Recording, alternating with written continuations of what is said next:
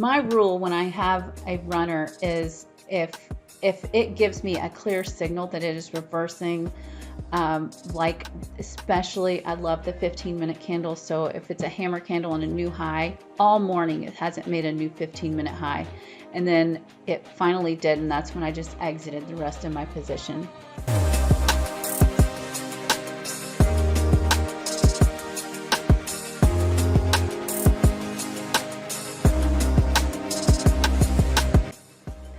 Hi everyone, it's Tiffany from Bearable Traders here to do my recap. I had Lyft on my main watch list this morning and I chose not to trade it, and I figured I would tell you why. So it had great volume pre-market. It looked as if the market was open with the price action. It was trading above the VWAP, and I was kind of anticipating it coming back down, testing these daily levels in the VWAP, finding support and being strong. So that was kind of what my plan was this morning. But I really did not love this this doji candle for the first 5-minute open. And then it continued just to chop around this daily level and VWAP, which this daily level is from 2 days ago high. But it did, the body of it, they kept closing above the VWAP, so I was thinking that it was going to gain strength at some point. Plus, you have these large wicks to the bottom side on the first two 5-minute candles. I chose not to take it as a 5-minute opening range breakout because of all those things. I did not have a clear idea of where it was going to go. And if I were to still be paying attention a little bit later, I really like how this 15-minute candle closed. And it closed above the VWAP, had a really nice large body, smaller wicks to the top and the bottom. It came back down, retested the VWAP and 2 days ago high, and was a really nice 15-minute ABCD pattern. And so if I were paying attention, I could have had a nice entry there. But I decided to actually trade something that was not on my watch list today, and that was ENPH. This was not on my watch list. It did show up on the Gapper scanner in the BBT room pre-market, and I like to trade higher price stocks, so it automatically caught my attention.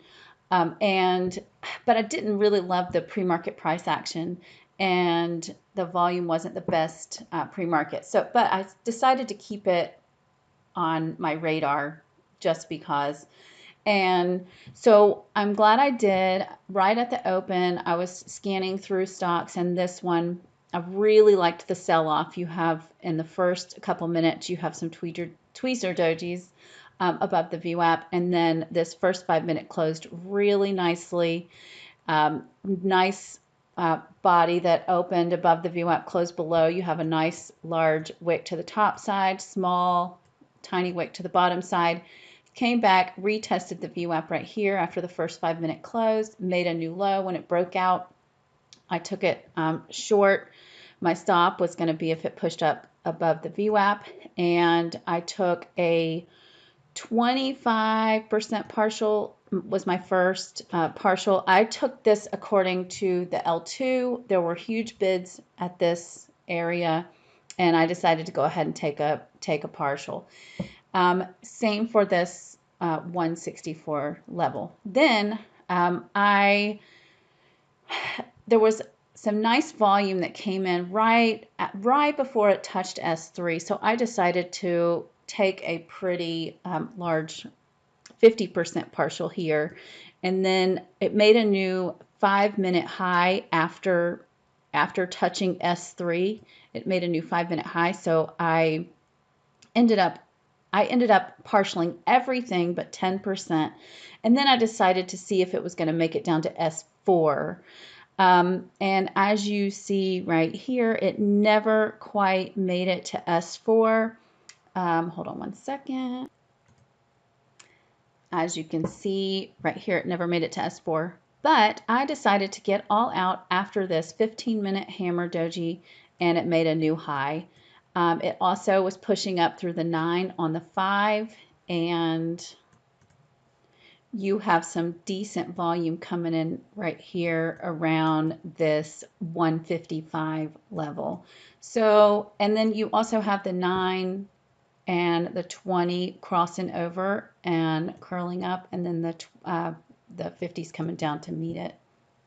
So I decided to exit the rest of my position. My rule when I have a runner is if it gives me a clear signal that it is reversing, like especially I love the 15-minute candles. So if it's a hammer candle and a new high, all morning it hasn't made a new 15-minute high, and then it finally did, and that's when I just exited the rest of my position.